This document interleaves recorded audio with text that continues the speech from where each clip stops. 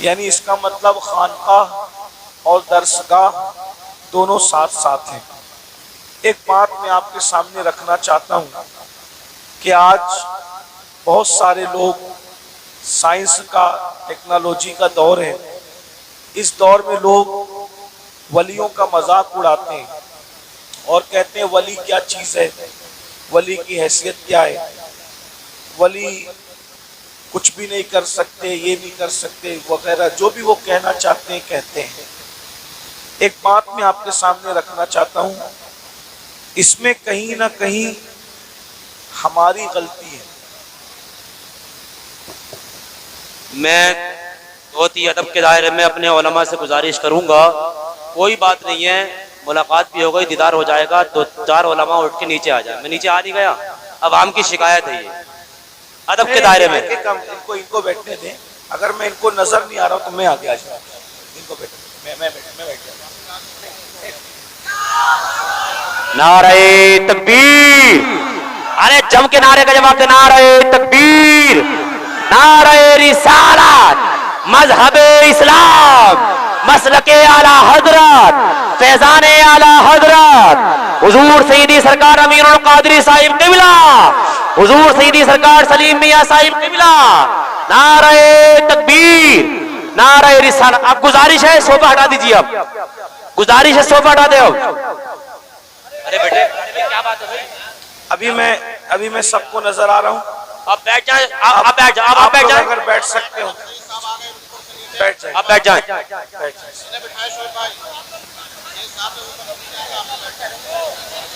دیکھو بڑی بات یہ ہے کہ حضور سیدی سرکار امین القادری صاحب قبلہ آپ کی محبت میں صوفہ چھوڑ کے نیچے آئے ہیں، اب آپ کو بیٹھ جانا چاہیے، بڑی بری بات ہے، آپ کو بیٹھ جانا چاہیے، آپ بیٹھ جائیں، بھائی چینل والوں بیٹھ جائیں، بیٹھ جائیں، آپ بھی بیٹھ جائیں، بڑی بری بات ہے، ہاں ایک دم بیٹھ جائیں، آپ لوگ بیٹھ جائیں یہاں سے اٹھ کے، ایک دم بیٹھے، پیچھے بھائی لوگ بیٹھے کھڑے ہیں بیٹھ جائیں، ہاں بھائی جتنے بھی ہمارے خواتین بیٹھی کھڑی ہیں پیچھے، وہ دیکھنا چاہتی ہے، سننا چاہتی ہے، ہمارے بھائی لوگ ہیں، یہ بیٹھ جائیں، ادب کے دائرے میں بیٹھ جائیں، ہاں ایک دم تشریف رکھیں، ہاں ایک دم تشریف رکھیں، بیٹھ جائیں۔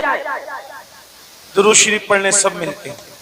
اللہم صلی علی سیدنا و مولانا محمد معدن الجود والکرم و آلہ و صحبہ وبارک وسلم صلاۃ و سلام علیک یا رسول اللہ صلی اللہ تعالی علیہ وسلم۔ تو آج کے دور میں اب اگر آپ لوگ موبائل جیب میں رکھ رہے تو اچھے سن لیں، اچھے سے، کیونکہ بیان تو ریکارڈ ہو ہی رہا ہے، آپ بعد میں سننا چاہیں گے تو آپ کو ان چینلوں کے ذریعے سے بیان مل بھی جائے گا۔ آپ لوگ اتنی دور دور سے سب آپ آئے ہیں، دور نزدیک سے، جی ہاں، اب سب میری بات پہ توجہ کریں، بہت سنجیدہ عنوان میں نے شروع کیا ہے، اگر آپ سنیں گے تو آپ کی معلومات میں اضافہ ہوگا۔ تو یہ جو اولیاء اللہ کو لوگ بدنام کر رہے ہیں، اولیاء اللہ کے خلاف باتیں کر رہے ہیں، اس میں کہیں نہ کہیں ہمارا قصور ہے، ہم اہل سنت کا کہیں قصور ہے، کیونکہ ہمارے کچھ لوگ ایسے ہیں، وہ علم والے نہیں ہیں، جو کم علم لوگ ہیں، وہ کسی کو بھی ولی بنا کے پیش کر دیتے ہیں۔ تو ایک بات یاد رکھیے کہ ہر نیک آدمی ولی نہیں ہوتا، یہ بات یاد رکھنا، ہر نیک آدمی ولی نہیں ہوتا، لیکن ہر ولی نیک ہوتا ہے۔ تو بے شک ہم لوگ اپنے پیر لوگ کی محبت میں یا اپنے مقرر لوگ کی محبت میں کہتے ہیں کہ یار میرا پیر ولی ہے، جی تو ہم آپ کے لیے ولی ہے، لیکن آپ اس کو پوری دنیا سے ولی مت منوائیے، کیونکہ اس کے اندر کچھ کمیاں بھی ہو سکتی ہیں۔ جی جی جیسے مثال کے طور پر مقرر لوگوں کو دیکھا، یعنی ہمارے یہاں اتنا بڑا دل ہے نا میری قوم کا، جی حضرت، ہر مقرر خطیب اعظم، جی جی ہر عالم علامۃ الطاہر، ہر پیر شیخ المشائخ، یہ عادت چھوڑ دیجیے۔ جی حضرت، دیکھیے ایک ہوتا ہے عقیدت اور ایک ہوتا ہے عقیدہ۔ عقیدت کے لیے کوئی دلیل نہیں چاہیے، لیکن عقیدے کے لیے دلیل چاہیے۔ جیسے عقیدت، میں میرے ابا کو قبلہ کہوں، کعبہ کہوں، اور جو بھی کہنا ہے کہوں، یہ عقیدت ہے، لیکن یہ صرف میرے لیے، عقیدت صرف میرے لیے۔ لیکن جب میں کسی چیز کو عقیدے کے طور پہ پیش کروں گا تو اس کے لیے قرآن اور حدیث کی دلیل چاہیے، ہے نا؟ تو ہم لوگوں نے کیا کیا کہ یہ اولیاء اللہ کا معاملہ صرف عقیدت کا نہیں تھا بلکہ اس کا تعلق تو عقیدے سے تھا۔ ہم لوگوں نے کیا کیا، جو لوگ گانجا پی رہے ہیں ان کو بھی ولی کہنا شروع کیا، جو چرس پی رہے ہیں ان کو بھی ولی کہنا شروع کیا، جو ننگے دھڑنگے پھر رہے ہیں ان کو بھی ولی کہنا شروع کیا، اور کچھ لوگوں نے مفاد پرستی کی بنیاد پر کہ چندہ خوب آئے گا تو عرس، سب کا عرس، جو پیر مر رہا ہے اس کا عرس ہو رہا ہے، اور اس کے بارے میں کچھ بھی کچھ بکا جا رہا ہے، سب کے گنبد بن رہے ہیں۔ میں کسی کو ٹارگٹ کر کے نہیں کہہ رہا ہوں، جی حضرت، اللہ کی قسم اٹھا کے کہتا ہوں، آپ برا مت ماننا کہ کسی بھی آدمی کو ٹارگٹ کر کے تقریر کرنے کو ہم غیبت سمجھتے ہیں، لیکن گنبد سب کے نہیں بنتے، بے شک بے شک، عرس سب کے نہیں ہوتے، گنبد صرف ولیوں کے بنتے ہیں، عرس بھی صرف اللہ والوں کے ہوتے ہیں۔ بے شک بے شک، مگر ہم لوگ کچھ بھی کر رہے ہیں، وجہ عرس کرو پیسہ اکٹھا کرو، گنبد بناؤ پیسہ اکٹھا کرو، مزار بنا کے مجاوری کرو پیسہ اکٹھا۔ اگر ہم پیسے کے چکر میں اپنے دین کو مشکوک کر دیں گے ہم تو مر جائیں گے، لیکن اگر یہ دین مشکوک ہو گیا معاذ اللہ کچھ لوگوں کی نظر میں، اور وہ دین سے متنفر ہو گئے، دین چھوڑ کر چلے گئے، تو اس کا ذمہ دار کون ہوگا؟ آج میں آپ کے سامنے ولی کون ہوتا ہے اس کو پیش کرتا ہوں، اپنی طرف سے نہیں، ہمارے مرشد قطب الاقطاب، غوث الاغواث، شیخ الشیوخ، غیاث الکونین، سیدنا شیخ عبد القادر جیلانی رضی اللہ تعالیٰ عنہ ارشاد فرماتے ہیں، سبحان اللہ، غوث پاک فرماتے ہیں جب تک کسی انسان کے اندر 12 صفات پیدا نہ ہو جائے اس وقت تک وہ اللہ کا ولی نہیں ہو سکتا۔ بے شک، دیکھو میں جو عام طور پہ جو میں تقریر کرتا ہوں، آج اس طرح تقریر نہیں کر رہا ہوں، میں چاہتا ہوں کہ یہ جو نوجوان جو چہرے مجھے نظر آ رہے ہیں ان میں بہت زیادہ لوگ سنجیدہ ہیں، تو ہم لوگ کیا کرتے ہیں پتہ ہے، انسان دیکھ کر پوری مانتے ہیں، سمجھ میں آتی ہے بات، یعنی جیسا مجمع ہوتا ہے اسی کے مطابق ہم چاہتے ہیں تقریر کریں۔ آپ لوگ شور نہیں کر رہے ہو نا تو ہم بھی شور نہیں کریں گے، آپ کو اچھے سے سنائیں گے، لیکن آپ غور کرنا اس پر، میں نہیں کہہ رہا ہوں، جس غوث اعظم کے در سے ولایت بڑھتی ہے جو خود ولی بناتا ہے، بے شک حق ہے، تو وہ خود فرما رہے جب کسی انسان کے اندر 12 چیزیں جمع ہوتی ہیں تب وہ اللہ کا ولی ہوتا ہے۔ بے شک، 12 میں سے ایک بھی اگر کم ہوئی تو وہ نیک تو ہو سکتا ہے مگر ولی نہیں ہو سکتا ہے نا۔ بے شک بے اب شک، اس کا اب کون ولی ہوتا ہے؟ اب مرشد غوث پاک کی بات سن لو جلدی سے، بہت ٹائم بھی نہیں لوں گا۔ فرماتے ہیں ولی میں 2 صفات اللہ کی ہوتی ہے، یعنی وہ اللہ کی 2 صفات کا مظہر ہوتا ہے، وہ رسول اللہ کی 2 صفات کا مظہر ہوتا ہے، وہ صدیق اکبر کی 2 صفات کا مظہر ہوتا ہے، وہ فاروق اعظم کی 2 صفات کا مظہر ہوتا ہے، وہ عثمان غنی کی 2 صفات کا مظہر ہوتا ہے، بے شک بے شک، وہ مولا علی کی 2 صفات کا مظہر ہوتا ہے، بے شک بے یعنی شک، چاروں خلفاء کی 2 صفات کتنی ہو گئی؟ 8۔ رسول اللہ کی 2 صفات کتنی ہو گئی؟ 10۔ اللہ کی 2 صفات کتنی ہو گئی؟ 12۔ یعنی جب تک وہ 12 صفات کا مظہر نہ ہو جائے اس وقت تک وہ اللہ کا ولی نہیں ہوتا ہے۔ اب سیدنا غوث پاک نے چاروں خلفاء کی 2 صفات بیان کی، مطلب کیا بیان کیا؟ ولی نہ کبھی رافضی بن سکتا ہے، نہ ولی کبھی ناسبی بن سکتا ہے، ولی ناسبی بھی نہیں بن سکتا، رافضی بھی نہیں بن سکتا، جو ولی بنے گا وہ اہل سنت و جماعت میں سے بنے۔ کیا بات ہے حضرت، ماشاءاللہ ماشاءاللہ، ناسبی کی اہل بیت سے نہیں جمتی، ناسبی کی اہل بیت سے نہیں جمتی، اور رافضی کی صدیق و عمر سے نہیں جمتی، حالانکہ جب تک ان کی صفات پیدا نہ کرے اس وقت تک وہ ولی نہیں ہو سکتا۔ اسی لیے پوری دنیا کے اندر پوری امت جن کی ولایت پر متفق ہے، سارے ولیوں کو پڑھ کر دیکھ لو، سب کا تعلق نہ ناسبیوں میں ہوگا نہ رافضیوں میں ہوگا، ہر ولی آپ کو صرف اور صرف اہل سنت و جماعت میں نظر آئے گا۔ حق ہے، بے شک بے شک، زندہ باد زندہ باد، ماشاءاللہ۔ شاہ جمال الاولیاء کو دیکھ لیجئے، ان کا تعلق اہل سنت و جماعت سے ہے نا۔ اسی طریقے سے آپ محبوب الہی کو دیکھ لیجئے، ان کا تعلق اہل سنت و جماعت سے۔ اسی طرح قطب الدین بختیار کاکی کو دیکھ لیجئے، ان کا تعلق اہل سنت و جماعت سے۔ سیدنا مختوم اشرف جہانگیر سمنانی کو دیکھ لو، ان کا تعلق بھی اہل سنت و جماعت سے ہے۔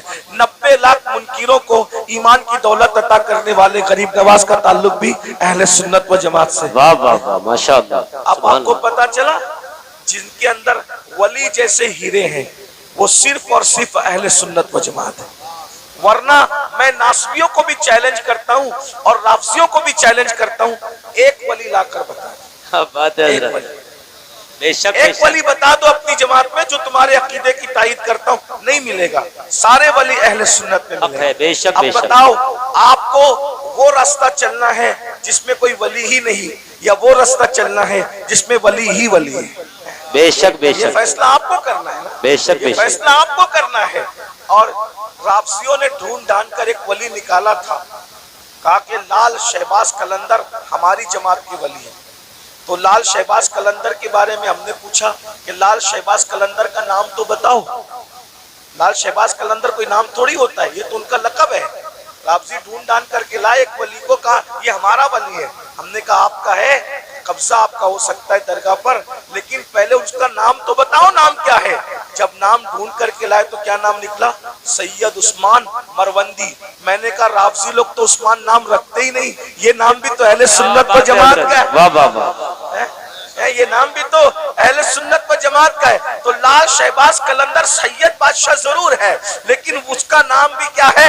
عثمان ہے. اور عثمان نام آپ کو کبھی رافضیوں میں نہیں ملے گا. ابو بکر نام آپ کو سنیوں میں ملے گا, عمر نام آپ کو سنیوں میں ملے گا, عثمان نام آپ کو سنیوں میں ملے گا. اب آپ کو اتنا پتا چل گیا رافضی یہ نام نہیں رکھتے. لیکن ایک بات میں آپ کو بتا دوں, اب سنی کون کون؟ تو اللہ اکبر, ہم مولا علی کے گھر میں دیکھتے ہیں تو وہاں پر ابو بکر نام کا بیٹا بھی مل رہا ہے, عمر نام کا بیٹا بھی مل رہا ہے, عثمان نام کا بیٹا بھی مل رہا ہے. اللہ اکبر, اندازہ فرمائے. تو اس لیے وہ راستہ اختیار کرو جس راستے پہ مولا علی تھے, وہ راستہ اختیار کرو جس راستے پہ امام حسن تھے, وہ راستہ اختیار کرو جس پر امام حسین تھے. اب وہ 12 صفات کون سی ہے اس کو سن لیجئے. 2 صفات, اللہ کی 2 صفات کا مظہر ہوتا ہے. اللہ کی 2 صفات کیا ہے؟ صفت ستاری اور صفت غفاری.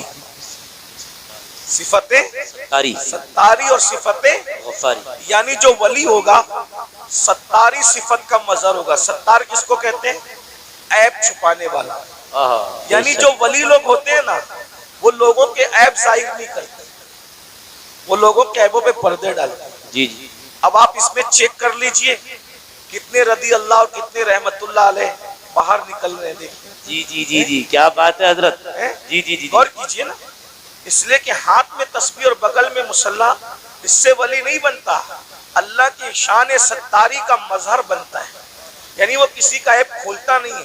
اسی لیے آپ دیکھ لیں ولی لوگ کبھی آپ کو کسی کی غیبت کرتے نہیں ملے. بے شک بے شک. ولی لوگ کبھی کسی کے عیب سے, وہ عیب پہ پردے ڈالتے ہیں. کیسے پردے ڈالتے ہیں اس کی ایک مثال بتاؤں آپ کو, دیکھیے کیسے پردے ڈالتے ہیں. ایک بہت بڑے ولی ہیں حضرت حاتم اصم. علامہ عبد الرحمن جامی رحمت اللہ علیہ نے اپنی کتاب نفحات الانس میں یہ واقعہ لکھا. آپ بھی ولی بن سکتے ہو, ولایت کا دروازہ بند نہیں ہوا, ولی آپ بھی بن سکتے ہو. 12 صفات سن لو, اپنے اندر پیدا کرو, کوشش کرو. اللہ پاک کی بارگاہ میں فیضان بند نہیں ہوتا, بلکہ وہ تو یہ فرماتا ہے جو میری طرف چل کر آتا ہے میری رحمت اس کی طرف دوڑ کر جاتی ہے. کوشش کرو نا.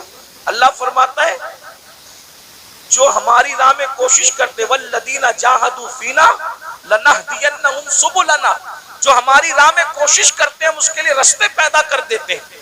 اور سیدنا امام جعفر صادق علیہ جدہ علیہ السلام فرماتے ہیں اللہ تک پہنچنے کے اتنے زیادہ راستے ہیں, زمین پر جتنے بکھرے ہوئے ذرات ہیں اس سے زیادہ اللہ تک پہنچنے کے راستے موجود ہیں. بے شک بے شک, زندہ باد. کوشش کرو اللہ تک پہنچنے کی, کوئی مشکل نہیں ہے, بلکہ اللہ تک پہنچنا بہت آسان ہے. ولایت کا نصاب بہت آسان ہے. تو حاتم اصم کے بارے میں علامہ جامی لکھتے ہیں, حاتم اصم, اصم عربی زبان میں بہرے کو کہتے ہیں, بہرا.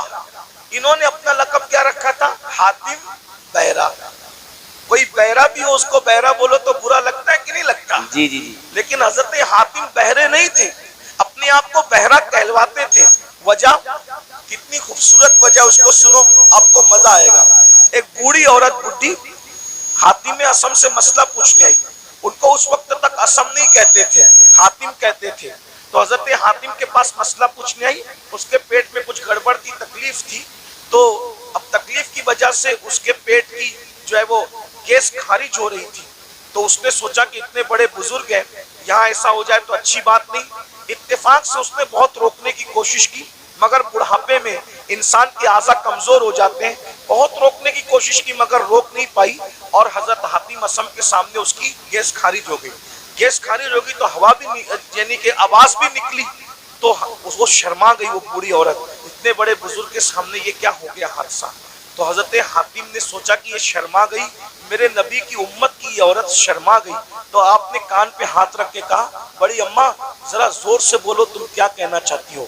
تو اس نے بولا، اس نے جب بولا تو آپ نے کہا ذرا اور زور سے بولو، تو اس نے پھر بولا اور ذرا زور سے بولو، اس نے اور زور سے بولا۔ اب وہ شرمندگی اس کی ختم ہو گئی اور وہ بڑھیا خوش ہو گئی کہ جو میرے منہ کی آواز نہیں سن سکتا وہ ہوا کی آواز کیسے سن سکتا ہے۔ اور آپ پوری زندگی بہرے بن کر کے گزارتے تھے، لوگوں نے پوچھا آپ بہرے نہیں ہو لیکن بہرے بن کے کیوں زندگی گزار رہے ہو؟ فرمایا مجھے بہرا کہلانا آسان ہے لیکن نبی کی امتی میں سے کسی کو شرمندہ کرنا مجھے پسند نہیں ہے۔ اللہ اکبر، اللہ کیا بات ہے حضرت۔ ایک عورت کی شرمندگی کے خاتمے کے لیے پوری زندگی بہرا بن کر کے گزار دیا، یہ حضرت حاتم اصم ہے۔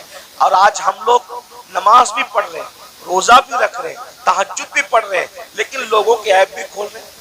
تو آپ عیب کھول کے کیا ہے؟ ولی نہیں بن سکتے، اللہ کے دوست نہیں بن سکتے۔ اگر ولی بننا ہے لوگوں کے عیب پہ پردے ڈالنا سیکھو، شان ستاری کا مظہر بنو، کسی کے عیب نہ کھولو۔ آج کل تم جہاں بیٹھتے ہیں عیب کھولتے ہیں۔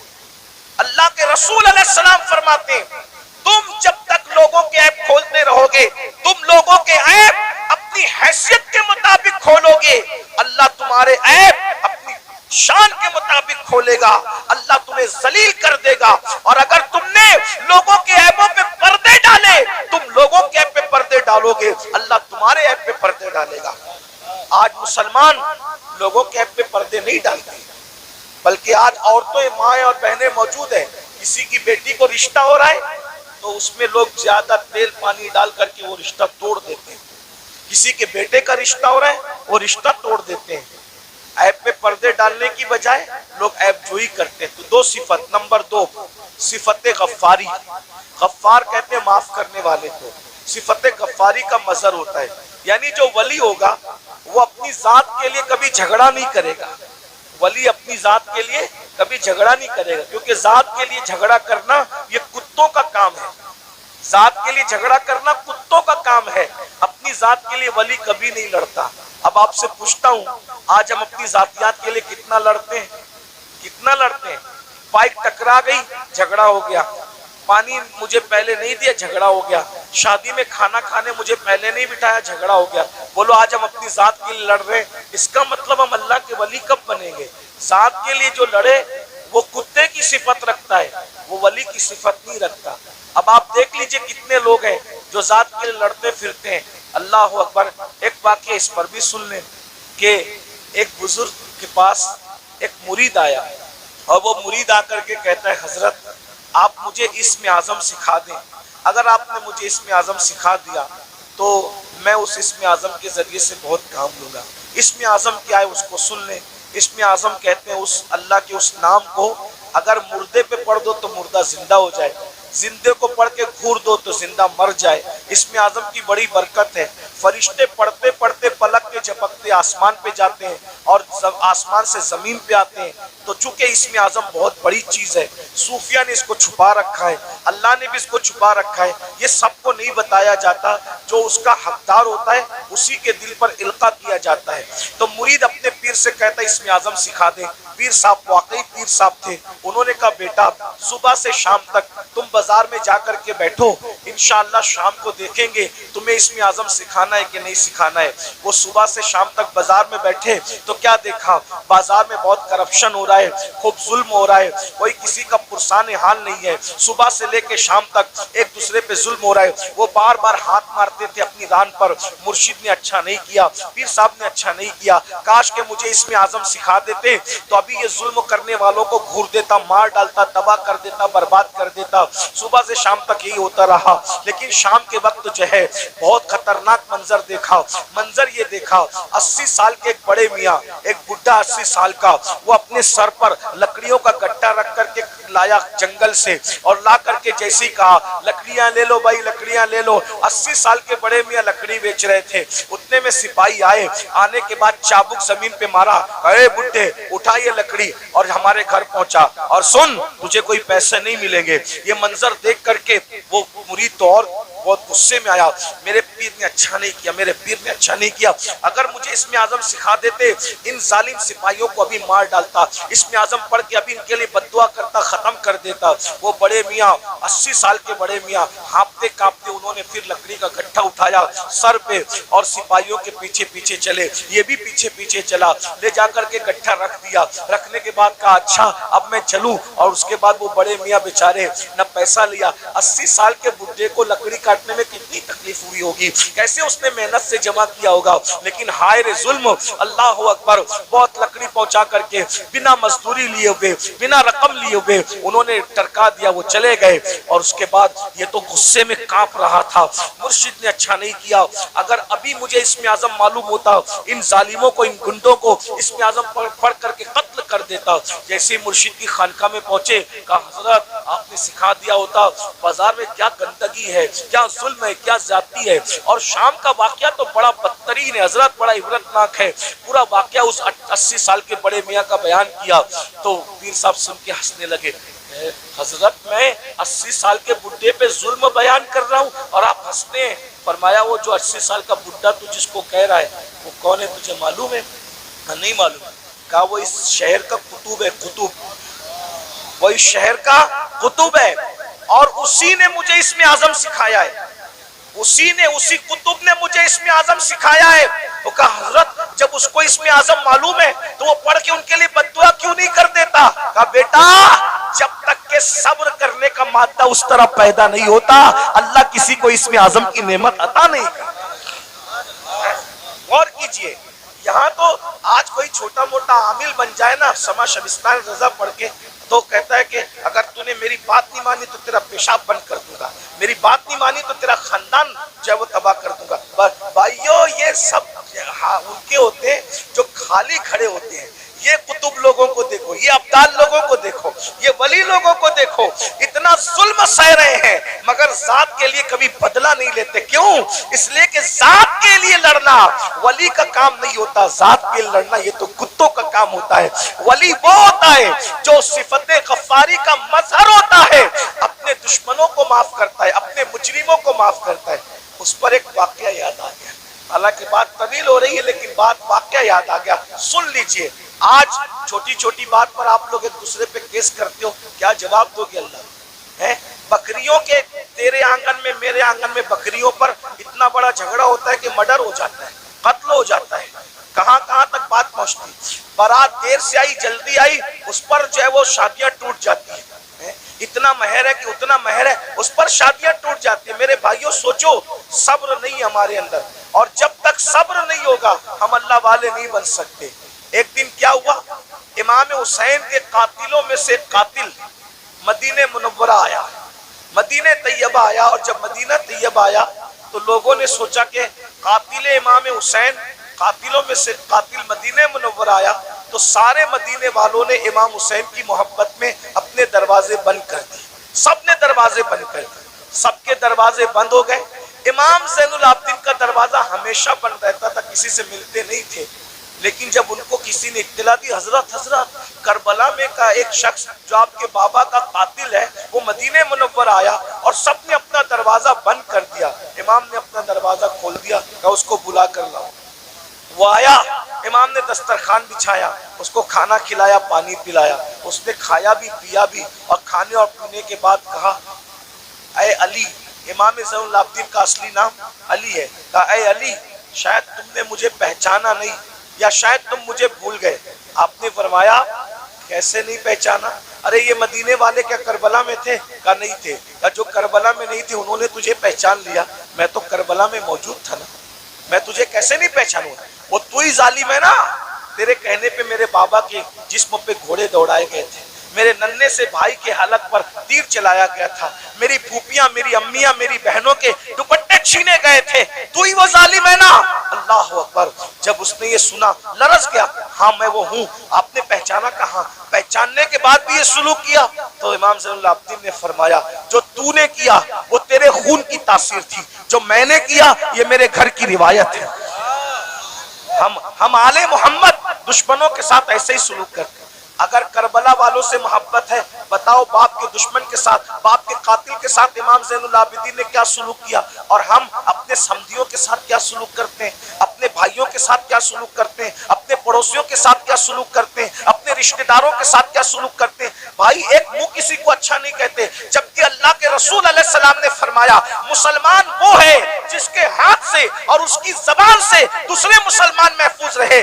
آج نہ ہمارے ہاتھ سے کوئی محفوظ ہے، نہ ہماری زبان سے کوئی محفوظ ہے۔ جب بھی زبان کھولتے ہو تو ایسے تیر چلاتے ہو، نشتر لگاتے ہو لوگوں کے دل پر۔ یاد رکھنا تلواروں کے زخم تو بھر جاتے ہیں، زبان کے زخم بھرا نہیں کرتے۔ کیسا کلمہ پڑا ہے؟ نبی تو وہ مسلمان بنانے آئے تھے کہ جس کے ہاتھ سے، جس کی زبان سے دوسرے مسلمان محفوظ رہے۔ نہ آج ہمارے ہاتھ سے کوئی محفوظ ہے، نہ ہماری زبان سے کوئی محفوظ ہے۔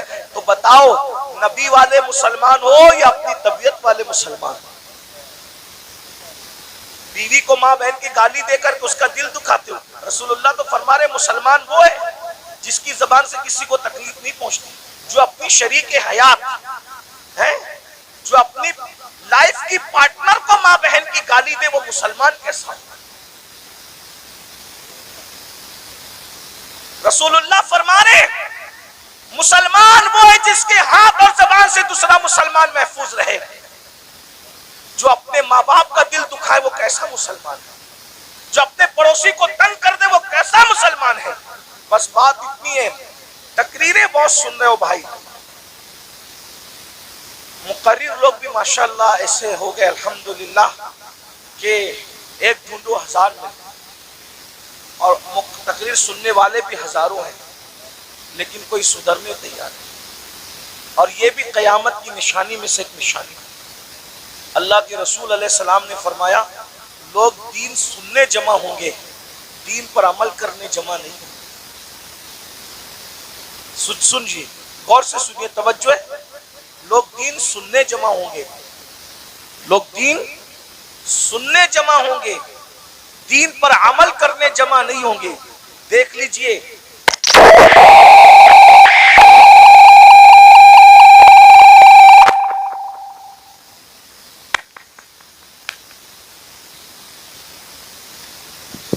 کسی کی بچی مدرسے میں رہ گئی ہے، وہ رو رہی ہے، اس کے ماں باپ جہاں بھی ہیں وہ اپنے بچے کو جا کر کے لے، وہ رو رہی ہے، چھوٹی سی بچی۔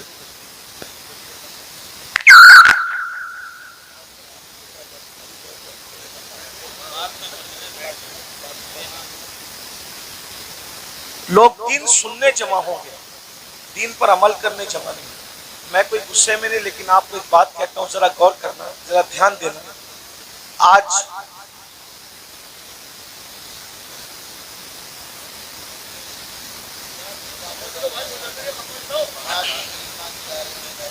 درود شریف پڑھنے آپ صلی اللہ علیہ نبی وآلہ وصحبہ وبارک وسلم، صلاۃ و سلام علیک یا رسول اللہ صلی اللہ علیہ وسلم۔ لوگ دین سننے جمع ہوں گے، قیامت کی نشانیوں میں سے ایک نشانی ہے، دین پر عمل کرنے جمع نہیں ہوں گے۔ ابھی دیکھیے صبح کا وقت ہے، کاروبار کا وقت ہے، سنڈے بھی نہیں ہے، آج سنڈے نہیں ہے، ورکنگ ڈے ہے نا، لیکن آپ کو میں سلام کرتا ہوں، آپ لوگ آرام چھوڑ کے، نیند چھوڑ کے، دکان چھوڑ کے، کاروبار چھوڑ کے آئے، کیا سننے کے لیے؟ دین سننے کے لیے۔ لیکن اگر ان میں کسی کو کہا جائے کہ وعدہ کرو کہ آج کے بعد تم نماز نہیں چھوڑو گے، تو ہاتھ نہیں اٹھیں گے لوگوں کے۔ اور اگر ہاتھ اٹھ بھی گئے تو وہ آج ہی ظہر سے پہلے وعدہ کیا لیکن ظہر میں نہیں پہنچے۔ یہ ہنسنے کی بات نہیں، یہ دکھ کی بات ہے۔ یہ یعنی کہ معاذ اللہ کہیں نہ کہیں جلسہ کرنا جو وہ ایک رسم بن گیا، کہیں بزنس بن گیا، کہیں شو بن گیا، یہ حالات ہو گئے۔ ہم اللہ کو منہ کیا دکھائیں؟ اللہ کو منہ دکھانا بھائی اگر جج کے سامنے کل تاریخ ہو نا تو بڑے بڑے لیڈروں کو رات کو نیند نہیں آتی کہ صبح عدالت میں کھڑے ہونا ہے جج کے سامنے. حالانکہ دنیا کا جج رشوت لے کر بھی فیصلہ بدل سکتا ہے, دنیا کا جج منہ دیکھ کر فیصلہ کر سکتا ہے, دنیا کا جج چہرہ دیکھ کر فیصلہ کر سکتا ہے, لیکن وہ عادل جس کی بارگاہ میں انبیاء بھی کانپیں گے, جس کی بارگاہ میں انبیاء اس کے محبوب بھی نفسی نفسی پکاریں گے, جس کی بارگاہ میں فرشتے بھی کانپیں گے, تھر تھر کانپیں گے. اللہ قرآن میں فرماتا ہے یوم یقوم الروح والملائکہ صفا لا یتکلمون الا من اذن, کہ جبریل اور سارے فرشتے اللہ کی ہیبت سے تھر تھر کانپیں گے. ارے جہاں جبریل بھی کانپ رہے ہوں گے ہم اللہ کو کیا منہ دکھائیں گے. یہ جنت کو جتنا آسان اور سستا سمجھ رکھا ہے ہم نے آپ لوگوں نے, اتنی سستی نہیں ہے. محشر میں پتا چلے گا کہ جو مخلص علماء ہمیں نصیحت کرتے تھے, ہمیں کان سے سن کے دوسرے کان سے اڑا دیتے تھے, ہم ان کی باتوں کو نہیں لیتے تھے, ان کی باتوں پر عمل نہیں کرتے تھے, اس وقت تم پچھتاؤ گے. مگر اس وقت کا پچھتانا کام نہیں آئے گا میرے بھائی. اگر ہوش کے ناخن لینا ہے تو آج لے لو, سنورنا ہے تو آج سنور لو, سدھرنا ہے تو آج سدھر لو. ایک بات مجھے یاد آئی, اب اگلا عنوان میں نہیں پیش کرتا, 5 منٹ میں اپنی بات پوری کر لیتا ہوں 5 منٹ کے اندر, اس لیے کہ آپ سب بہت اچھے سے سن رہے ہیں, لیکن کہیں نہ کہیں ہمارے اندر کمی ہے کہ کچھ لوگ یہاں پہ میرے قریب گڑبڑ کر رہے ہیں, ان کو اس بات کی اہمیت نہیں ہے. تو کوئی بات نہیں, میں 5 منٹ میں بات پوری کر دیتا ہوں. اتنا سنیے, مجھ سے اور اللہ کیا کیا پوچھے گا, آپ سے مجھ سے اللہ کیا کیا پوچھے گا پتہ ہے؟ قرآن کہتا ہے فَمَن يَعْمَلْ مِثْقَالَ ذَرَّةٍ خَيْرًا يَرَهُ وَمَن يَعْمَلْ مِثْقَالَ ذَرَّةٍ شَرًّا يَرَهُ. ایک ذرے کے برابر نیکی کی ہوگی اللہ تمہیں وہ بھی دکھائے گا, اور ایک ذرے کے برابر برائی کی ہوگی اللہ تمہیں وہ بھی دکھائے گا. صحابہ کرام نے اس آیت کے نزول کے بعد پوچھا کہ اللہ ہم سے کیا کیا پوچھے گا, تو آقا ارشاد فرماتے ہیں اگر تم نے ناخن کے اندر کسی کی دیوار کی مٹی بھی کھرچی ہوگی تو اللہ قیامت کے دن اس مٹی کے بارے میں بھی تم سے پوچھے. اگر تم نے پسو کو, پسو سمجھتے, پسو بہت چھوٹا سا باریک کیڑا ہوتا ہے, نظر بھی نہیں آتا, لیکن چمڑی پہ بیٹھتا ہے, کاٹتا ہے تو آدمی جھجلا جاتا ہے. اگر تم نے پسو کو گالی دی ہوگی تو اللہ پوچھے گا کہ تو نے پسو کو گالی کیوں دی تھی, کیونکہ وہ میری مخلوق ہے. اگر تم نے کھٹمل کو گالی دی تھی تو اللہ تم سے کھٹمل کو گالی دینے کے بارے میں بھی پوچھے گا. کہ یہاں جو دادا گیری, گنڈا گردی, بابا گیری جو کچھ کر رہے ہو اور پھر سوچتے ہو کہ جنت ہاتھ سے نہیں جانے والی, اللہ اللہ ہے, اللہ اللہ ہے. میں بار بار قوم کو کہتا ہوں جو نبیوں کے بیٹوں کو جہنم میں ڈالے وہ اللہ ہے, جو نبیوں کی عورتوں کو جہنم میں ڈالے وہ اللہ ہے, جو نبی کے سگے چچا کو جہنم میں ڈالے وہ اللہ ہے. اللہ اللہ ہے. اتنا بے پرواہ مت ہو جائیے, اتنا بے پرواہ مت ہو جائیے, اتنا بے پرواہ مت ہو جائیے. نبی کا سگا چچا ابراہیم خلیل اللہ جیسے نبی کا سگا چچا آزر بچھو کی شکل میں جہنم میں ڈالا جائے گا. بتاؤ بتاؤ میرے بھائیوں, کس دھن میں ہو, کس مستی میں ہو, کس غفلت میں ہو. نوح علیہ السلام کی ایک بیوی جہنم میں ڈالی جائے گی, نوح کی بیوی, اولو العزم پیغمبر کی بیوی جہنم میں ڈالی جائے گی. یہ بہنیں کیا سمجھ رہی ہے کہ کلمہ پڑھ کے جنت صرف مل جائے گی؟ قرآن کہتا ہے کیا تم یہ تصور کرتے ہو کہ تم نے کہا کلمہ پڑھا اور تمہیں آزمایا نہیں جائے گا؟ تمہیں آزمایا جائے گا, اور روز آزمایا جا رہا ہے. فجر کی سردی میں تو اپنی جان سے پیار کر کے سوتا پڑا ہے, یا اللہ کی محبت میں ٹھنڈے پانی سے وضو کر کے تو مصلی پہ کھڑا ہے, آزمایا جا رہا ہے. آج اپنی جان کی محبت میں سردی میں نرم نرم بستر پر سونے والوں جہنم میں جلنے کے لیے تیار ہو جاؤ. کیا سمجھتے ہیں جو لوگ آپ کو یہ کہتے ہیں نا, کاش کے کوئی برا نہ مانے, اور اگر کسی کو دین حق کی بات سننے میں برا لگ جائے تو لگتا رہے. بہت کچھ سوچ کر بنا ہوں موج دریا کا حریف, ورنہ میں بھی جانتا تھا عافیت ساحل میں. یہ کڑوی کسیلی بات سننے کے لیے ہمت اسی لیے جٹاتا ہوں کہ پوری دنیا مجھے گالی دے لیکن صرف میرا اللہ اور میرا رسول مجھ سے خوش ہو جائے بس۔ جو پیا کو بھائی اختر وہ سہانا راگ ہے، جس سے نہ خوش ہے پیا وہ راگنی اچھی۔ جو آپ کو جلسوں میں کہتے ہیں نا ان کا چہرہ دیکھو اور جنت میں جاؤ، ان کا چہرہ دیکھو جنت میں جاؤ، امیر القادری کا چہرہ دیکھو جنت میں جاؤ، یہ شیطان نے ان کی فکر کو اغوا کر لیا ہے۔ وہ تمہیں زہر دے رہے ہیں، زہر۔ کورونا کا وائرس اتنا خطرناک نہیں ہے، بد عملی اور بد عقیدگی کے بعد بھی جنت کا ٹکٹ بانٹنے کا وائرس اتنا خطرناک ہے۔ کورونا کسی کو ہوگا تو وہ اکیلا مرے گا، یہ گندگی جو آئے گی نا کہ بے عملی کے بعد بھی، زنا کے بعد بھی، بدکاری کے بعد بھی، حرام کاری کے بعد بھی صرف سلیم میاں کو دیکھو جنت میں جاؤ، امین القادری کو دیکھو جنت میں جاؤ، اور مفتی صاحب کو دیکھو جنت میں جاؤ۔ میرے بھائی جن کو دیکھ دیکھ کر کے جنت بانٹ رہے ہو، کیا تمہارے پاس کوئی گارنٹی ہے کہ یہ لوگ بھی جنت میں جائیں گے؟ بتاؤ نا، کھلواڑ نہ کرو۔ یہ قوم بہت بھولی ہے، یہ ہماری باتوں پر یقین کرتے ہیں، لیکن میری قوم کے ناظموں، میری قوم کے باعثوں، علماء نہیں کرتے۔ جو واقعی عالم ربانی وہ یہ کام نہیں کرتا، اس کو پڑھی نہیں ہے پروگرام، کوئی بلائے تو بلائے، کوئی نہیں بلائے تو بلائے۔ جنہوں نے دھندے پانی شروع کر رکھے ہیں وہ تمہاری چاپلوسیاں کرتے ہیں اور تم بھی نعرے لگاتے ہو ان کو دیکھو جنت میں جاؤ، اور پھر اس کے بعد آپ جب دیکھ کر کے جنت ملے گی، کوئی بیوقوف ہے فجر پڑھنے کے لیے اٹھے گا؟ کوئی بیوقوف ہے جو چہرے پہ داڑھی رکھے گا؟ کوئی بیوقوف ہے جو مصلی پہ روئے گا؟ ارے تم نے کس کو دیکھا؟ سلیم میاں کا نام اس لیے لے رہا ہوں کہ یہ میرا بھائی ہے، برا نہیں مانے گا میرا بھائی، میں جانتا ہوں اب میرا حق ہے۔ آپ نے سلیم میاں کو دیکھا نا، آپ نے امیر القادری کو دیکھا، آپ نے مفتی صاحب کو دیکھا نا، آؤ میں اس کی بات کروں جس نے سلیم میاں کو نہیں، سلیم میاں کے جد کریم کو دیکھا۔ کس کو؟ کس کو؟ خدا کو دیکھنے والی جو آنکھیں ہیں وہ مصطفیٰ جان رحمت کی آنکھیں ہیں۔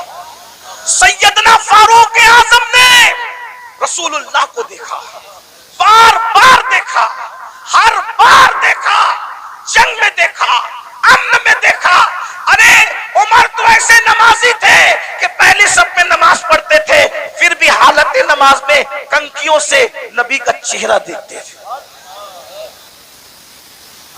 ایسا نبی کو دیکھنے والا، ایسا نبی کو دیکھنے والا، لیکن جب اسی عمر ابن خطاب کا آخری وقت آیا، اسی عمر ابن خطاب کا، کون عمر جس کا ذکر توریت میں ہے، جس کا ذکر انجیل میں ہے، جس کا ذکر قرآن میں ہے، جس کے مشورے کی تائید میں قرآن کی 22 آیتیں نازل ہوئی ہے میرے بھائیوں، 22 آیتیں۔ یہ جو وَاتَّخِذُوا مِن مقام ابراہیم مصلی کس کی آیت، کس کی تائید میں آئی؟ فاروق اعظم کی تائید۔ جب رسول اللہ نے کعبے کا طواف کیا، کعبے کا طواف کیا، سن لو عمر کون ہے، ہم سے سنو سیدوں سے عمر کون ہے، فاروق اعظم کون ہے؟ اللہ اکبر! فاروق اعظم کون؟ جب رسول اللہ نے کعبے کا طواف کیا تو صحابہ سے مشورہ کیا کہ واجب الطواف جو نفل نماز ہے کہاں پڑھی جائے؟ صحابہ کا دل خوش کرنے کے لیے کسی نے کہا کعبے کے اندر پڑھیے، کسی نے کہا حتیم میں پڑھیے، کسی نے کہا یہاں پڑھیے، کسی نے کہا وہاں پڑھیے۔ فاروق اعظم نے کہا یا رسول اللہ، جہاں آپ کے دادا ابراہیم علیہ السلام کے قدم کا نشان ہے وہاں پر آپ نماز ادا کیجئے۔ ابھی عمر یہ کہہ رہے تھے کہ جبریل آ گئے، کہنے لگے وَاتَّخِذُوا مِن مقام ابراہیم مصلی، جہاں آپ کے دادا ابراہیم کے قدموں کا نشان ہے اس کو اپنا مصلی بنا لیجئے۔ شراب کی حرمت کی بات فاروق اعظم کے مشورے کی تائید میں، پردے کی بات فاروق اعظم کے مشورے کی، اور کون فاروق اعظم جس کے بارے میں کہا میرے بعد اگر کوئی نبی ہوتا عمر ابن خطاب ہوتا۔ کون فاروق اعظم؟ جب فاروق اعظم آ رہے ہیں، جبریل علیہ السلام رسول اللہ کی بارگاہ میں موجود ہیں، تو جبریل نے فاروق اعظم کو دیکھ کے مسکرایا۔ میرے سرکار نے کہا کیوں مسکرا رہے ہو جبریل؟ حضور آپ کا یار عمر آ رہا ہے۔ تو آقا نے فرمایا کیا میرے عمر کو آسمان والے بھی پہچانتے ہیں؟ میرے عمر کو آسمان والے بھی پہچانتے ہیں؟ تو جبریل علیہ السلام کہتے ہیں حضور زمین والوں سے زیادہ عمر کو آسمان والے پہچانتے ہیں۔ اور سرکار نے کہا ذرا میرے عمر کی شان بیان کر دو جبریل. تو جبریل نے ایک جملے میں شان بیان کی. کہتے ہیں یا رسول اللہ اگر میں حضرت نوح کی عمر کے برابر یعنی 1000 سال کی عمر لے کر کے آؤں اور عمر کی فضیلت بیان کرتا رہوں تو 1000 سال ختم ہو جائیں گے مگر عمر کی فضیلت ختم نہیں ہو سکتی. اتنی بڑی ہستی ہے نا. رسول اللہ کو دیکھا. اب سن لو ان کا زندگی کا آخری وقت. فاروق اعظم شہید ہے. فاروق اعظم شہید ہیں. اللہ اکبر. اور کس حالت میں شہید ہیں؟ حالت نماز میں. آخری وقت آ گیا. چارپائی پر فاروق اعظم لیٹے. پورا جسم خون سے لہو لہان ہے. فاروق اعظم لہو لہان ہے پورا جسم. فاروق اعظم اپنے بیٹوں سے کہتے ہیں میرے بیٹوں میرے بچوں تم نے میری فرما برداری کی. میں نے جو کہا تم نے میری بات مانی. اللہ نے مجھے فرما بردار اولاد عطا کی. آج میری فرما برداری کرو گے آخری وقت میں؟ لوگوں بچوں نے کہا جی حضور ضرور کریں گے. فرمایا ایک کام کرو مجھے چارپائی سے اٹھا کے زمین پہ ڈال دو. دیکھو یہ فاروق اعظم کے آخری لمحات ہے. یہ ان کی عاجزی ہے, یہ ان کی انکساری ہے, یہ ان کا اخلاص ہے. جنت کا کہاں خواب دیکھ رہے ہو بھائیو؟ نہ وضو آتا ہے نہ غسل آتا ہے. 2 رکعت نماز جمعہ پڑھ کر ایسے بھاگتے ہو جیسے اسکول کی چھٹی ہونے پہ اسکول کے بچے بھاگتے ہیں. بھائیو ذرا سوچو نا, ذرا غور کرو نا, ذرا غور تو کیجئے. اپنے آپ پہ رحم کر لیجئے. ہم میں سے کوئی اللہ کے عذاب کو برداشت کرنے کی طاقت نہیں رکھتا. ہم میں سے کوئی جہنم کا سامنا کرنے کی طاقت نہیں رکھتا. مت اب دھوکہ دیجئے اپنے آپ کو, مت فریب کیجئے اپنے آپ سے. اپنی آخرت کو تباہ مت کیجئے. وہ مسلمان بنیے جیسے حضور مسلمان بنانے آئے تھے. سیدنا فاروق اعظم فرماتے ہیں مجھے چارپائی سے اٹھا کر زمین پہ ڈال دو. جب زمین پہ ڈال دیا گیا تو فاروق اعظم خاک پر اپنے چہرہ رگڑنے لگے اور رو کر کہتے اللہ عمر کی بخشش کر دے. عمر کی جس کو رسول اللہ نے جنت کی بشارت دی اس کی زندگی کا اینڈ یہ ہے. عمر یہ ان کا خوف خدا ہے, یہ ان کی عاجزی ہے, یہ ان کی انکساری ہے. اللہ عمر کی بخشش کر دے, مغفرت کر دے. رو رہے ہیں میں عمر کیا جواب دوں گا تیری بارگاہ میں, عمر کیا حساب دے گا تیری بارگاہ میں. ادھر کا چہرہ رگڑتے ادھر کا گال رگڑتے ہیں اور اللہ کی بارگاہ میں کہتے ہیں مجھے معاف کر دے, میرے بڑھاپے پہ رحم کر دے. کسی نے کہا امیر المومنین آپ تو وہ ہیں نا, آپ وہ ہیں کہ آپ نے اتنے فتوحات کیے, یہ کام کیا دین کا, یہ کام کیا دین کا, یہ کام کیا دین کا. سر اٹھا کے کہتے ہیں او منقبت پڑھنے والے خاموش, یہ منقبت پڑھنے کا ٹائم نہیں. کیا کہا؟ یہ منقبت پڑھنے کا ٹائم نہیں ہے. اور ہم تو مائک پر اپنی فضیلت سن کے خوش ہوتے ہیں جبکہ وہ صحیح بھی نہیں ہوتی, جھوٹ ہوتی ہے. استغفر اللہ. بہت سارے ناظم لوگ 25,000 20,000 صرف جھوٹ بولنے کا لیتے ہیں. اس قوم کو بربادی سے کون روک سکتا ہے جو قوم جھوٹ بولنے کے لیے 25,000 روپے دیتے ہیں. آنا سلیم میاں کی کرامت گڑھ کے بیان کرنا 25,000 لوگ, امین القادری کرامت بیان کرنا 25,000 لوگ, مفتی صاحب کے بارے میں بتانا, ان جیسا تو عالم ربانی جو ہے وہ 200 سال میں ہوا ہی نہیں ہے. یہ سب کہنا. ارے سننے والوں, تعریف سننے والوں, علامہ شرف الدین یحییٰ منیری کہتے ہیں دنیا میں جتنا بڑا دعویٰ کرے گا قیامت کے دن اتنی بڑی دلیل اللہ کو پیش کرنی پڑے گی. بتاؤ میرے بھائیوں کہاں ہو؟ جلسوں کا مزاج بدل دیا تم لوگوں نے, سب چوپٹ کر کے رکھ دیا. دین جلسوں میں نہیں ہوگا تو کہاں ہوگا؟ فاروق اعظم کی جو منقبت پڑھی جا رہی تھی وہ کوئی ناظم نہیں پڑھ رہا تھا, وہ سچی منقبت تھی. ارے جس کی منقبت قرآن پڑھے اس سے بڑا ولی کون ہو سکتا ہے؟ اللہ اکبر. لیکن فاروق اعظم نے روک دیا, فرمایا او منقبت پڑھنے والے, یہ منقبت پڑھنے کا ٹائم, چپ رہے, خاموش رہے, اور میں جو کر رہا ہوں مجھے کرنے دے. اور پھر سر اٹھا کر لوگوں سے کہا لوگوں تم میری منقبتیں پڑھتے ہو, سنو عمر تو بس اتنی تمنا رکھتا ہے اللہ کی بارگاہ میں, اللہ نہ مجھے کوئی ثواب دے. جملے سنو فاروق, اللہ نہ مجھے کوئی ثواب دے, نہ کوئی مرتبہ دے, نہ کوئی مقام دے, اور نہ مجھے عذاب دے, نہ جہنم میں ڈالے. وہ مجھے برابر سرابر ایسے ہی چھوڑ دے تو عمر سمجھے گا کہ عمر کامیاب ہو گئے. یہ فاروق اعظم کی عاجزی ہے.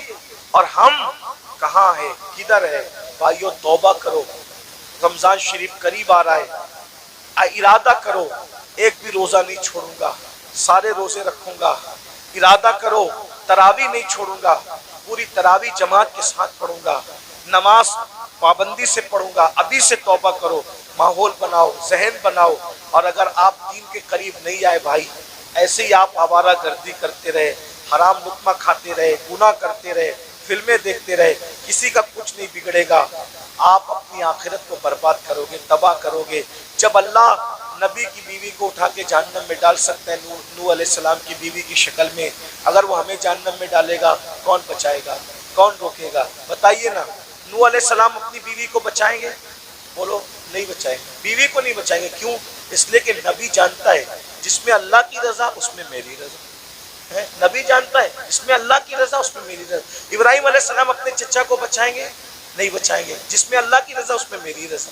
गौर कीजिए, ये नहीं कह रहा हूं कि नबी बचा नहीं सकता, नबी जिसको चाहे बचा सकता है, लेकिन हम अल्लाह का जितना अदब करते हैं उससे ज्यादा अदब अल्लाह का अंबिया करते हैं। मौला जो तेरी रजा वो हमारी रजा। ये कुफ्र पर मरे, हम इनको नहीं बचाएंगे। तूने मना कर दिया, हम नहीं बचाएंगे। हाँ, अगर तूने इजाजत दी तो जिनको हम पहचानते भी नहीं है हम उसको बचा लेंगे, उनको बचा ले।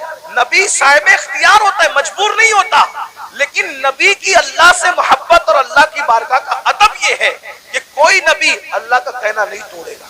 एक आखिरी बात आई, मैं वो बात कहने चला था, फिर बीच में बात आ गई। हम अल्लाह को क्या जवाब? लोग जिना कर रहे हैं, ये नौजवान छोकरे आज के 16-16, 17-17 साल की उम्र में जिना करते हैं, लड़के लड़कों के साथ बदकारियां करते हैं, क्या क्या जुर्म करते हैं, बुराइयां करते हैं। अल्लाह को क्या जवाब दो? अल्लाह के सामने बोल पाओगे कि हम जिना करके आए? बोलो, अल्लाह के सामने बोल के आओगे हम औरतों के पाप की नजर डाल के? अल्लाह के सामने बोल पाओगे कि हम बदकारी करके? बताओ, कुछ बोल पाओगे? नहीं बोल। भाई, हम जब अपने पीर के सामने नहीं बोल सकते तो अल्लाह के सामने क्या जवाब है? मेरे इमाम कहते हैं, करीम अपने करम का सदका, लई में बेकद्र को न शर्मा, तू और रजा से हिसाब लेना, रजा भी कोई हिसाब। और कहते हैं, सदका प्यारे की हया का, न ले मुझसे हिसाब, बख्श बे पूछे लजाए को लजाना क्या है। बहुत कठिन मंजिल है। हदीस पाक में आता है, अल्लामा इब्न कसीर ने इस हदीस को लिखा है कि अल्लाह ईसा अलैहिस्सलाम को अपनी अदालत में खड़ा करेगा। किसको? किसको? पहचानते हो ईसा अलैहिस्सलाम को? हमारे नबी से पहले जो नबी आए वो कौन थे? ईसा अलैहिस्सलाम। और ईसा अलैहिस्सलाम कौन है आपको पता है? ये कंवारी मरियम, जिसको किसी मर्द ने हाथ भी नहीं लगाया, अल्लाह ने बिन बाप का कंवारी बतुल मरियम से ईसा अलैहिस्सलाम को पैदा किया। सुभान अल्लाह। अल्लाह ने इनको झूले में बोलने की ताकत अता की। ये कलिमतुल्लाह है, रूहुल्लाह है। इनको जब सूली देने की साजिश की गई तो अल्लाह ने इनको आसमानों पे उठा लिया।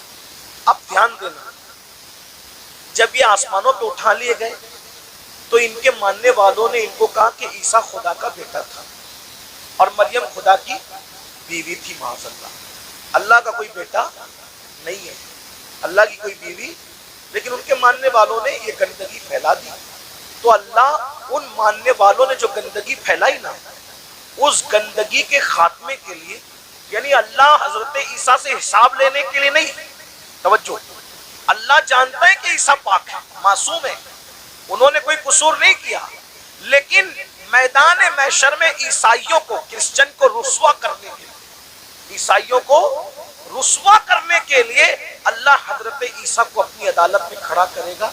और अपनी अदालत में खड़ा करके अल्लाह पूछेगा कि ऐ ईसा, क्या तुमने इन ईसाइयों को, अपने मानने वालों को ये कहा था कि तुम अल्लाह के बेटे और तुम्हारी माँ अल्लाह की बीवी? तुमने ये बात कही थी।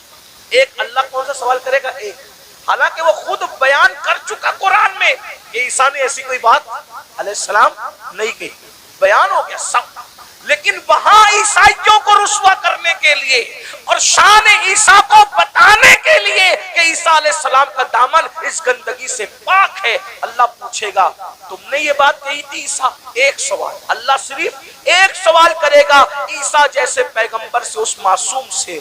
तो मेरे आका की हदीस है, इसी एक सवाल पर ईसा अल्लाह से इतना डर जाएंगे कि उनके हर बाल से खून की फुहार निकलेगी,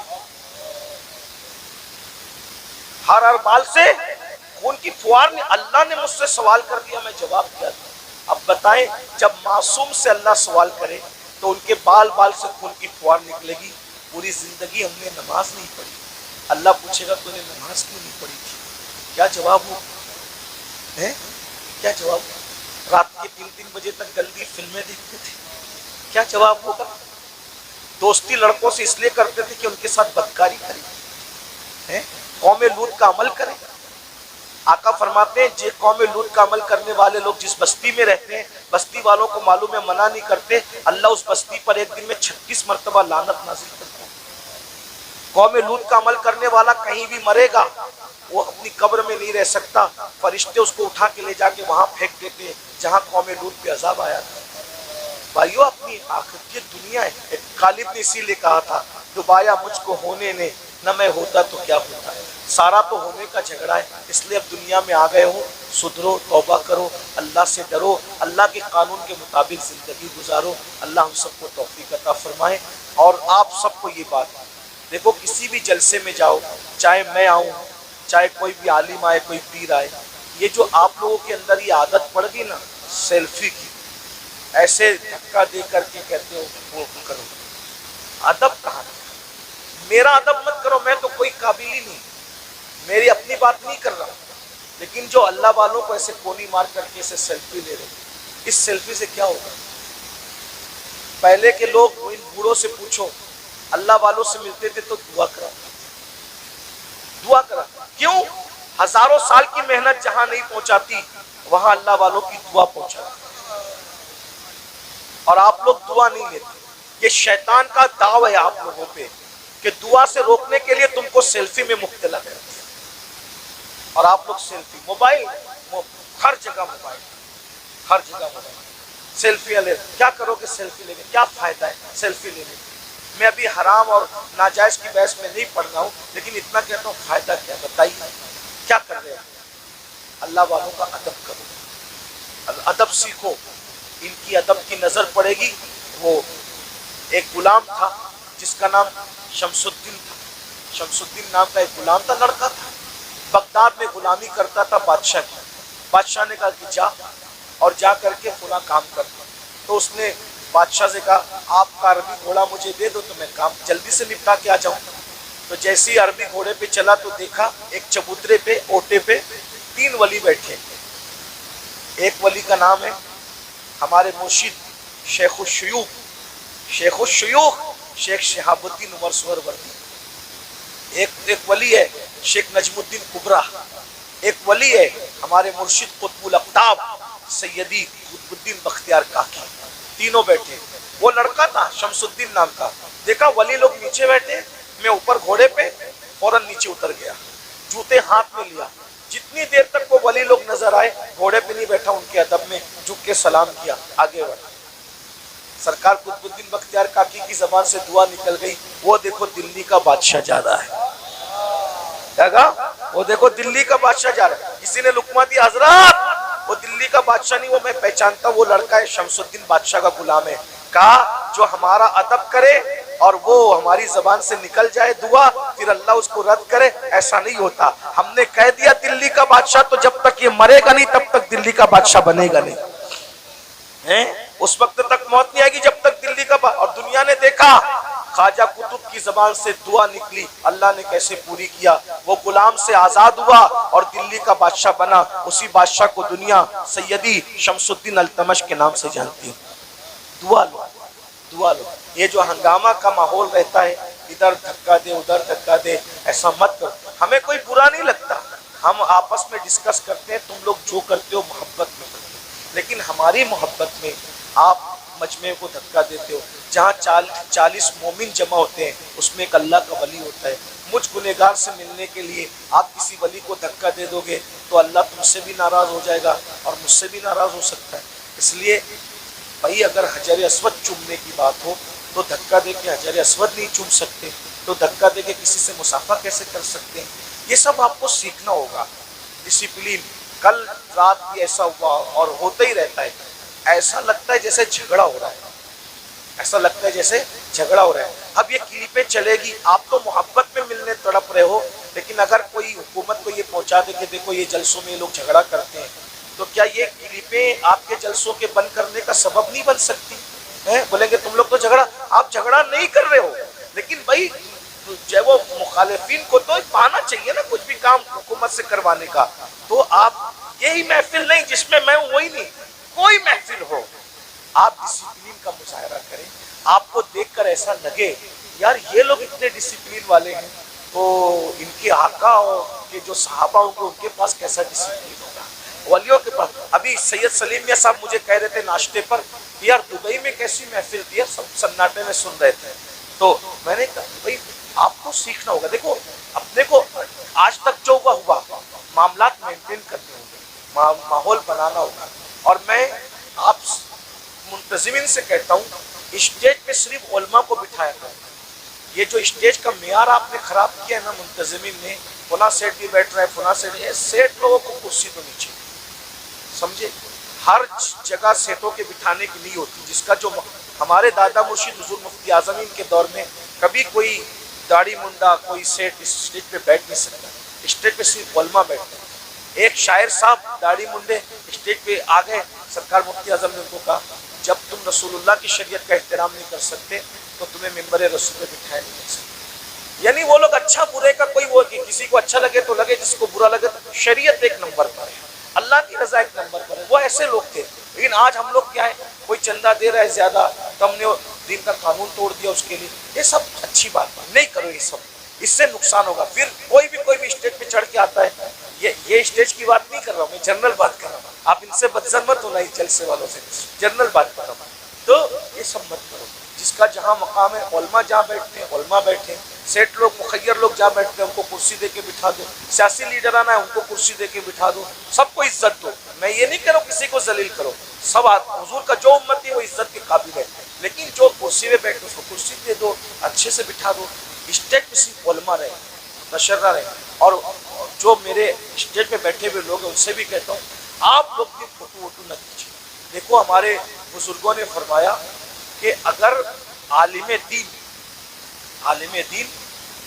اگر جو ہے وہ سنت ترک کرے گا تو پبلک فرض پڑھنا چھوڑ دے، سمجھے، عالم اگر چلتے چلتے رستے سے ٹوپی اتارے گا تو پبلک، ہاں وہ نہیں کہنا چاہتا تھا، صحیح کہا، جی صحیح کہا، یہی کہا حضور مفتی اعظم نے، یہی کہا، لیکن کچھ چیزیں مائک پہ کہنے کی نہیں ہوتی، آپ اللہ آپ کو جزائے کر دے، میرا کام آسان کر دیا، یعنی تم ٹوپی اتار کے سر ننگا کرو گے، لوگ اپنا پورا وجود بغیر کپڑے کا کر لیں گے، اس کا خیال کریں۔ تو یہ میرے بھائی بھی کچھ جو نوجوان ہمارے جونیئر علماء ہیں نا، میں ان سے معافی مانگتے ہوئے کہتا ہوں یہ لوگ بھی سیلفی لینے لگتے ہیں، آپ لوگ ایک آپ کو دیکھ کے نیچے والے بھی لیں گے، ہے نا، تو میں آپ کو یہ نہیں کہہ رہا ہوں کہ میں کوئی فتویٰ دینے آیا، کوئی صاحب فتویٰ آدمی نہیں، لیکن کم سے کم محفل کے تقدس کا خیال کریں، اور ہم جو کریں گے ہماری قوم بھی وہ کرے گی۔ اب میں دیکھنا چاہتا ہوں کہ آج سے اس محفل میں کتنا بدلاؤ آتا ہے، اگر بدلاؤ آیا تو سمجھ لوں گا کہ مجھے دوبارہ آنا چاہیے اس طرف، اور اگر نہیں بدلاؤ آیا تو سمجھ لوں گا کہ گلا سکھا کر کوئی فائدہ نہیں ہے نا، تو ابھی ہمیں سمجھ میں آ جائے گا۔ اب آگے کا پروگرام آپ سنیں۔